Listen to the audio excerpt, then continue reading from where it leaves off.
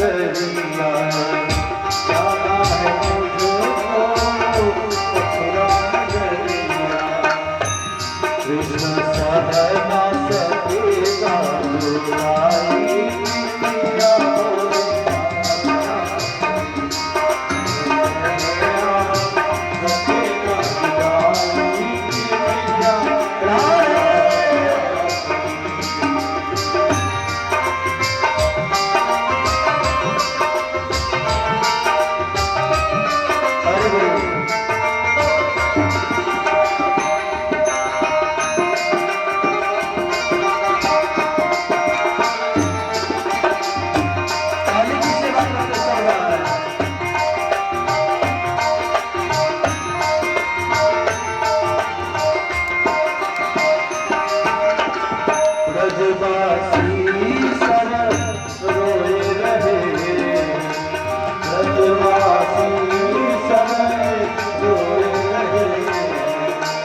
गैया बछड़ा भी रोए रहे हैं गैया बछड़ा भी रोए रहे हैं कोटा में कोई बानी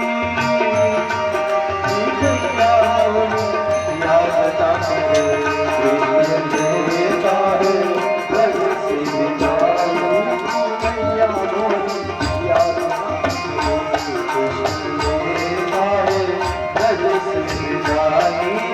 गैया याद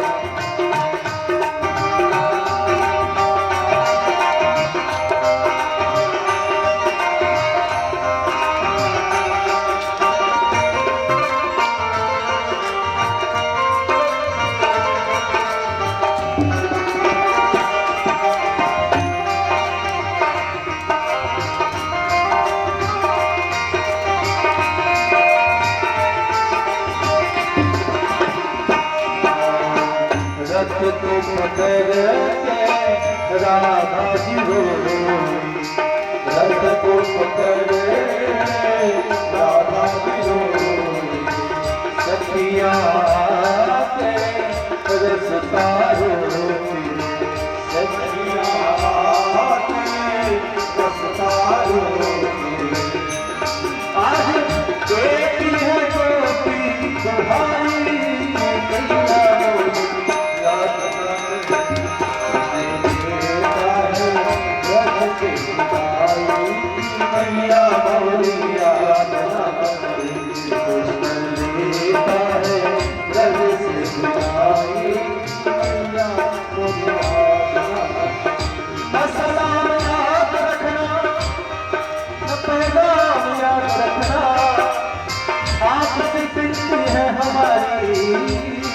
हमारा नाम याद रखना हमारा नाम याद रखना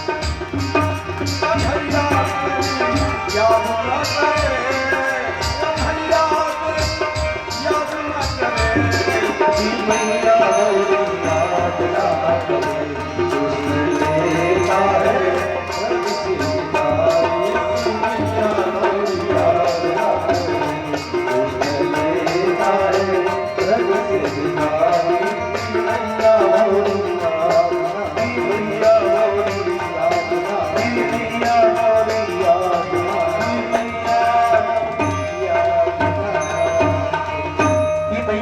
याद न करें मैया को मूर्छित अवस्था में छोड़ करके श्याम सुंदर निकले हैं ग्वाल बाग से पहले पहुंच गए और भगवान श्याम सुंदर पीछे से पधारे हैं अपूर्ण घाट पर भगवान श्याम सुंदर ने दिखा दिया कि मेरी अलग अलग रूप है और इस प्रकार से भगवान श्याम सुंदर आज आगत हो रहे हैं यहाँ से गए हैं ग्वाल वालों के साथ मथुरा पधारे। जैसे मथुरा की लीला वैसे मिथिला की लीला, दोनों लीला बराबर है। भगवान श्याम सुंदर को देख करके मित्रों ने कहा कि देखो मेरे पास सुंदर सुंदर वस्त्र नहीं है, आप कृपा करो तो सुंदर वस्त्र हो जाए। और उनकी इस प्रकार के वचनों को सुन करके गदगद हो गए। वहां सामने से स्पीकर के सामने से हट जाए तब तो सुनाई करेगा। ये सब ऑपरेटर को ध्यान देना चाहिए, सब स्पीकर के पास करें।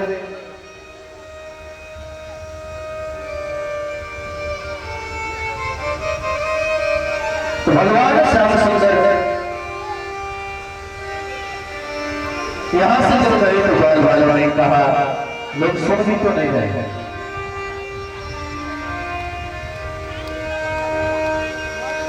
भगवान श्याम सुंदर यहां से मथुरा में गए और जब सबने कहा कि सुंदर सुंदर वस्त्र चाहिए तो भगवान ने कहा कि मामा की आई तो हूं।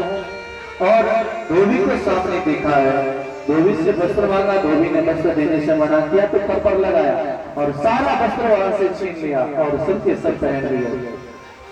अब सबके वस्त्र बड़े हो रहे हैं तो दर्जी के पास गए और दर्जी ने उस वस्त्र को छोटा करके भगवान को पहना दिया। भगवान को पहना दिया, भगवान ने खूब आशीर्वाद दिया कि कलयुग आ रहा है, जितने का वस्त्र न हो उससे अधिक आप सिलाई वसूल। तो भगवान का ही आशीर्वाद है कि आज जितना वस्त्र नहीं उससे अधिक उसका सिलाई है। भगवान आगे गए और तिलक नहीं है तो कुंजा नाम एक तिलक करने वाली उनसे तिलक करवाया है। पुनः श्रीरामा नाम के माले से माली पहने हैं, माला पहने हैं। भगवान यहाँ से आगे गए तो नगर घूमने का अपना है, नगर घूमने के क्रम में ही भगवान ने धनुष तोड़ा, धनुष भंग किया। इस मिथिला में भी भगवान ने धनुष तोड़ा और मथुरा में भी धनुष तोड़ा। कंस को पता चला अनेक प्रकार के सल कौशल ये चांद और मुष्टिक सबको पहले पर लगा दिया और मल्ल देखने के बहाने, युद्ध देखने के बहाने, पहलवानी देखने के बहाने भगवान को बुलाया है। भगवान ने बड़े बड़े पहलवान को देख करके सबके साथ लड़े हुए सबको मार डाला है। अब कंस पैतरा बदलने लगा। कंस को पैतरा बदलते देख करके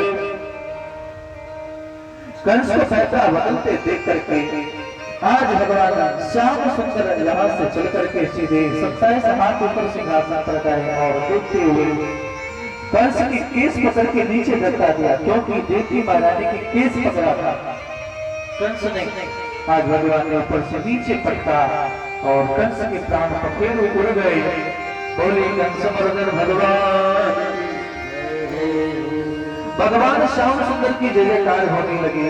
कारागार में गए, उग्रसेन जी को छुड़ाया, माता पिता को छुड़ाया, नंद बाबा को प्रेम से कहकर के बाबा मैं कुछ दिन में लौट करके आऊंगा और उन्हें विदा करते हैं।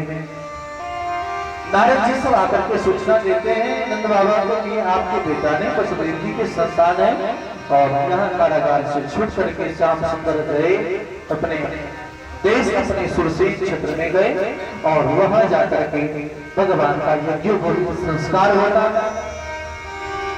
और गर्गाचार्य ने कराया। पुनः विद्याध्ययन करने के लिए शांतिप्रिय जी महाराज के पास उज्जैन जाते हैं और जहाँ पर कुछ ही दिनों में विद्याध्ययन करके आ गए।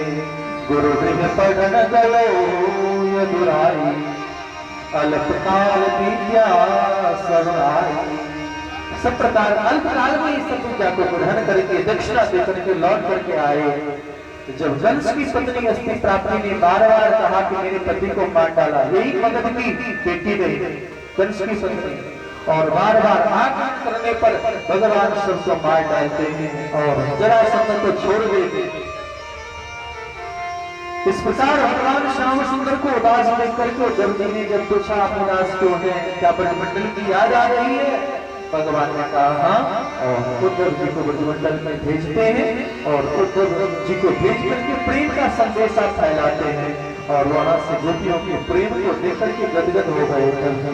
भगवान के चरणों में शीश नवाया, प्रभु आपके रहने योग्य वास्तव में तो ब्रजमंडल की है, वहां आपके प्रति कितना भाव।